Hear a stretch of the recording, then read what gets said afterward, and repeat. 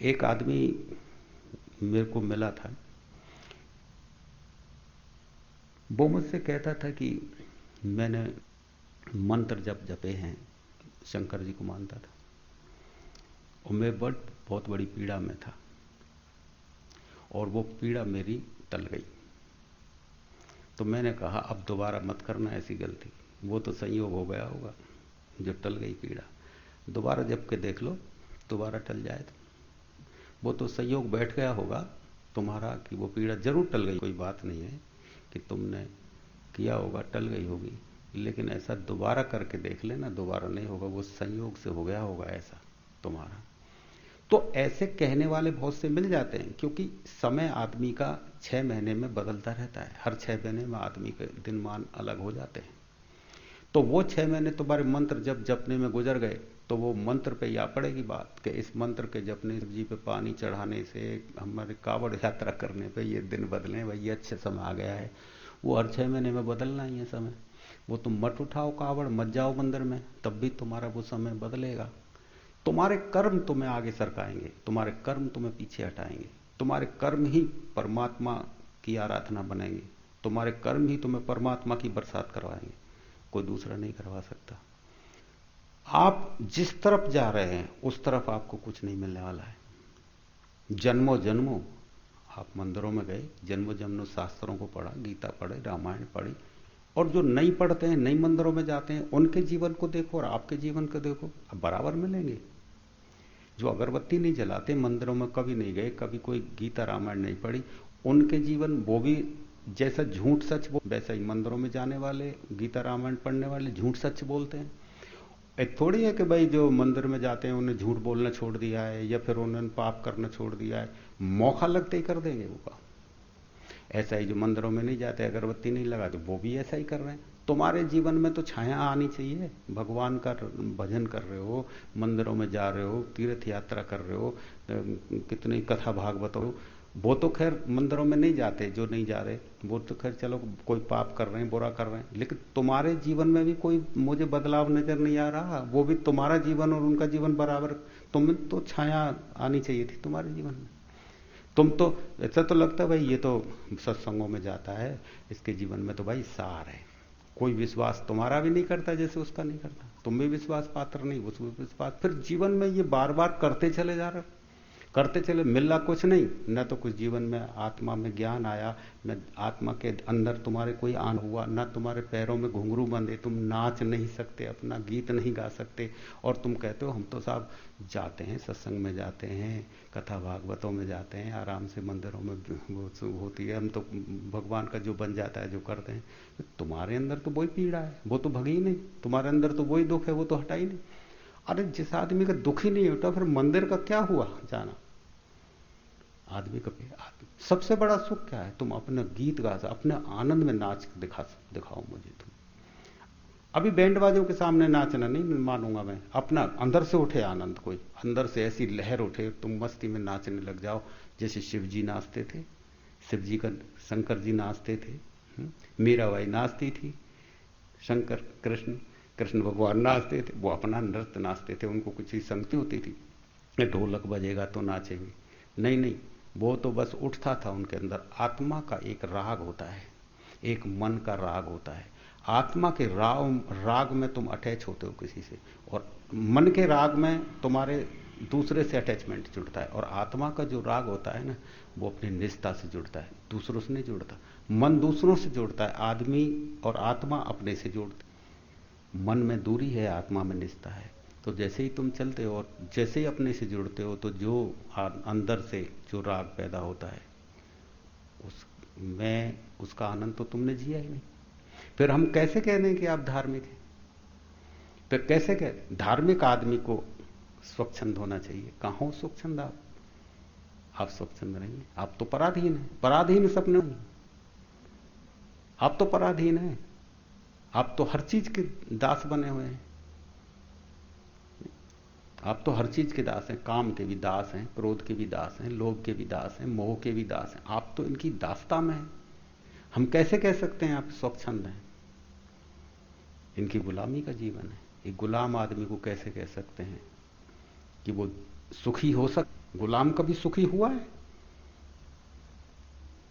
मालिक होता है सुखी।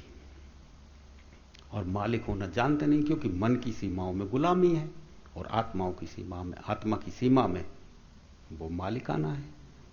जो मालिक हो गया वो अपनी जिंदगी जीता है, वो होता है धार्मिक। वो धर्म से संबंध रखता है, वो धार्मिक है।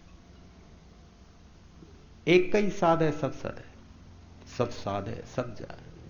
मन के इतने फैलाव हैं कि सब जगह आप पड़ाव डालते हैं, लेकिन कुछ नहीं सदता उससे। आत्मा का एक ही है केवल, एक कई साध है, उसको साधो फिर सब सदता है, मन भी सदता है, उसकी छाया तो है। केवल मन के आनंद को आपने यदि पकड़ लिया, हजारों जगेंगे आप, उससे मिलना कुछ नहीं। और आत्मा के आनंद को जान लिया, एक कई साध है सब सद है, उसके साथ ही सारा सत्ता है, सब सद जाता है, सारा सत्ता है। कोई बचता नहीं, कुछ भी नहीं बचता, क्योंकि बचेगा कहां से? क्योंकि जो है, पृथ्वी है तो उसी की, चांद है तो उसी का, सूरज है तो उसी का, पेड़ पौधे हैं तो उसी की। तो तुम जमीन पर रहते हो, सबसे जुड़ गए, और सबसे जो जुड़ा वो परमात्मा का ही तो है, अलग से कहां है? आकाश, धरती, चंद्रमा सब उसी का है। तो तुम्हारा जो ये शरीर है, ये तुम नहीं हो, असली कुछ और है। और तुम्हारे करने से कुछ नहीं होगा, ये भी ध्यान कर लीजिए बात। क्योंकि ध्यान करने वाले बहुत से हैं, बहुत ध्यान कर रहे हैं, अपने अपने तर्क देते हैं कि भाई भगवान कोई किसी के हिस्से में थोड़ी आ गया है, भगवान तो सबके घट में बैठा है। तुमने देखा है घट में? देख लिया कि तुमने घट में बैठा है? कहाँ है बताओ मुझे ला। जिसने के घट में देख लिया उसको तो खैर मान सकते हैं।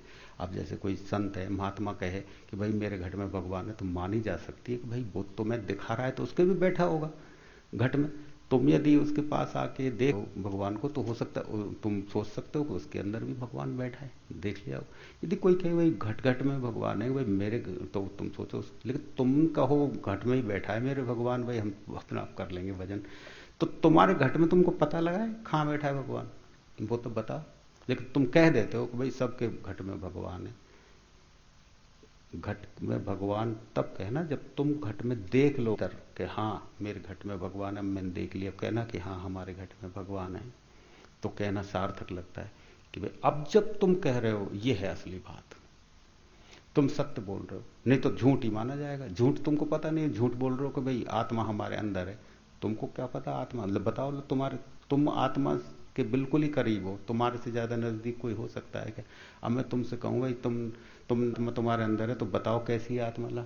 और तुम्हारे अंदर भगवान बैठा है, तो बता भगवान कैसा है। तो बोलो तुमसे ज्यादा और कौन जान सकता है भगवान को? तुम्हारे निकटता है भगवान से, बताओ। तुम नहीं बता सकते। ये तो केवल किसी गुरु के पास जब तुम जाओ और उसके प्रेम में डूब जाओ, और कोई घटना घट जाए कभी किसी क्षण में, उस समय पता लगेगा आत्मा का आनंद ये है और हमारा असली स्वरूप ये है। तुम जब जानोगे अपनी निजता को कि मैं क्या हूं, जब तुम कहोगे कि मैं ये हूं, मेरे अंदर बैठा है भगवान, जब कहे, तो जिन्होंने जाना वो कह सकते हैं, वो मालिक कह सकता है ये मेरी दुकान है। नौकर कैसे कहेगा ये मेरी दुकान है? वो तो केवल कहेगा मैं देख रहा हूं बस, ये जो भी कुछ है। मालिक मेरी दुकान है, नौकर नहीं कह सकते। तो अभी आप काम, क्रोध, लोभ, मोह, अहंकार की गुलाम है। गुलाम तो गुलाम ही होता है, गुलाम के जीवन में कहां आनंद है? तो जो जानता है, तो अभी आप इसी को आनंद मानते, इसी को सुख मानते, इसी को तरक्की मानते। जो छिन जाएगी वो काय की तरक्की है? वो तरक्की नहीं, वो सब रह जाएगा यहाँ। कल कोई और पति बल, और कोई पत्नी बन जाएगी, और माँ बाप बन जाएंगे, कितने को भट। तो जो असली है उसे पकड़ो। एक कई साध है सब सद है, दोगे सब सद जाएगा। दुख सुख तो आते रहते हैं। तुम भजन करोगे जब भी आएंगे दुख। तुम क्या सोचते हो कि अभी ध्यान भजन करवाने लगूं, साधना बन जाएगी, तो तुम किसी लोभ से आ रहे हो फिर? अरे दुख तो तब भी आएंगे। ऐसा मत सोचना कि भजन करने वालों को दुख नहीं आएंगे। पीड़ाएं तो फिर भी आती हैं, लेकिन तुम देखो तो सही। अभी मैं तुम्हें बताऊं क्या, आएंगे तो तुम खुद ही कहोगे दुख नहीं सताते अब हमें। अब पहले सताते थे, पहले पीड़ा देते थे दुख, अब नहीं सताते। अब तो आते हैं चले जाते हैं, जैसे हवा आई छू के चली गई बदन को, तो छूती है, माना ये सही बात है, लेकिन आके छू के चली गई। दुख तो आते हैं, लेकिन आते रहो, जब पीड़ा ही नहीं दे रहा दुख तो तुम्हें दुख आते रहो, चले जाएंगे दुख, क्या परेशानी आती है। और पहले जब तुम न थे तो मन की उसमें थी अधीनता में, तो ये बड़ा पीड़ा, थोड़ा सा भी दुख हो जाए तो बड़ी पीड़ा लगती थी, अरे क्या हो जाएगा जाने, हम तो, हमारी तो जान ही बंधी थी इसमें, क्या हो जाएगा। अब नहीं होता, अब तुमने तुम्हारा हाथ भगवान को पकड़ा दिया। पहले तुमने ही पकड़ रखा था तुम्हारा हाथ, तुम ही थे करता धरता। मालिक सोच ले, मैं मालिक बन गया तो क्या सोच के बैठ जाओ उसकी सीट पे, तो मालिक थोड़ा माना जाता है। तो तुमने सोच रखा था मैं ही करता तो पीड़ा होती थी। अब तुमने हाथ ही पकड़ा दिया उसको कि प्रभु आप ही जाने। जब हाथ पकड़ा दिया तो ठीक है, अब सुख भी तेरा और दुख भी तेरा। अब कांटों से भी प्यार है और फूलों से भी प्यार, दोनों में एक दृष्टि होने लगे तो कहां तो पीड़ा देगा। फिर पीड़ा तो हम खुद पाते हैं, हमारी हमने हमारी व्यवस्थाएं ऐसी बना ली पीड़ा पाने की। तो जब हमारी व्यवस्थाएं ऐसी बन जाती है, फिर एक रोना और एक में हंसना हो जाता है। ऐसा नहीं कि रोना तुम्हारा खत्म हो जाए या हंसना खत्म हो जाए या दुख खत्म, नहीं, सबके लिए क्या रोना, फिर एक के लिए रोना और एक के लिए हंसना हो जाता है। अब छोटी छोटी चीजों में रोना हंसना, इसमें रो रहे, इसमें ये नुकसान ये लाभ है, रोए तो एक में ही रोए, आंसू निकले तो फिर एक के लिए निकले, हंसे तो फिर एक के लिए निकले। वो पीड़ा बड़ी वैसी पीड़ा अजीब है, पीड़ा नहीं हटती।